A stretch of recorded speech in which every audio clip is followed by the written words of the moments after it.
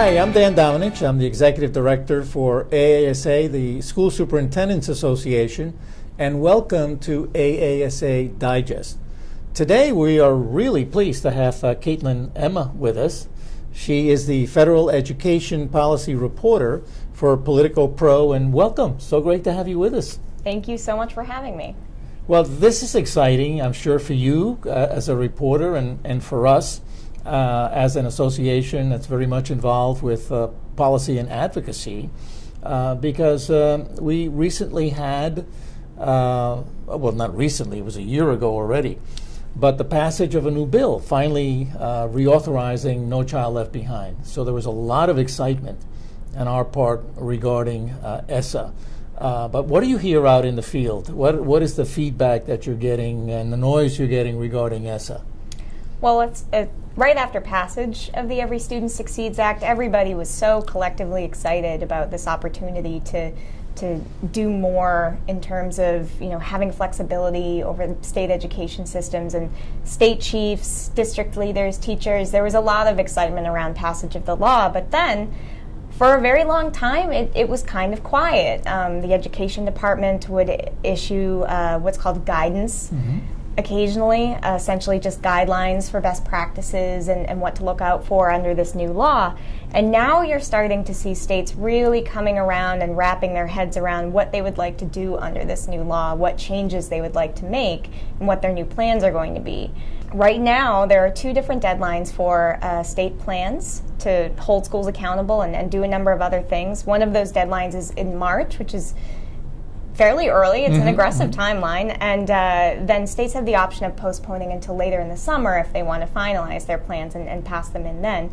So you're really starting to see states, putting out draft plans, talking to teachers and superintendents and civil rights leaders and all those folks who you should be gathering input from to form these plans. So just now we're starting to see some of the changes that might be taking effect. Well, some of the feedback that we're getting from our members is that depending on the state, there seems to be some states that are saying, well, this is all well and good, but we kind of want to stick to what we've been doing all along, which is really no change from what's been happening.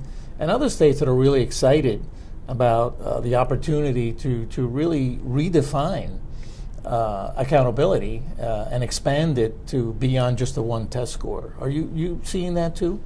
Certainly, yeah. And I spent a lot of time asking states questions. What are your plans? What are you thinking of doing? Understandably, a lot of superintendents have been sort of guarded about talking about that because they're still trying to figure it out. But I think we are going to see a lot of different states that made so many changes under President Barack Obama and getting those waivers from No Child Left Behind. They had to come up with essentially plans for doing a lot of this stuff. They made big changes. They were hard changes. They were difficult changes, and maybe now they're happy with where they are, but in some cases I think you will see states drastically rethinking teacher evaluation. For example, the Every Student Succeeds Act allows states to not, if they don't want to, measure teachers by growth in student test scores. They can look at other measures if they want to. So I think you will see some of that. It will definitely depend on the state and the political climate of every single state. Right. And, we're having, as well as the National Governors Association and the Council of Chief State School Officers, some issues with the department in terms of the regulation process. A big area of concern right now is the supplement and supplant piece that affects Title I. What's your take on that? What are you hearing? Yeah, well, obviously the Education Department has to regulate on this law, and since we've sort of gone through the summer, we're sort of in the thick of that right now. They've proposed different regulations for holding schools accountable in addition to the issue that you just raised, which is sort of this wonky Title I spending rule. The department has proposed very strong regulations on these provisions of the law, and it's upset a lot of different groups, state and district leaders especially, who feel like they're too burdensome, or that the department has sort of gone outside the scope of the law, that they've overstepped their bounds. And it's been very upsetting, to say the least, for members of Congress like Senator Lamar Alexander, who was a key leader in passing the bill.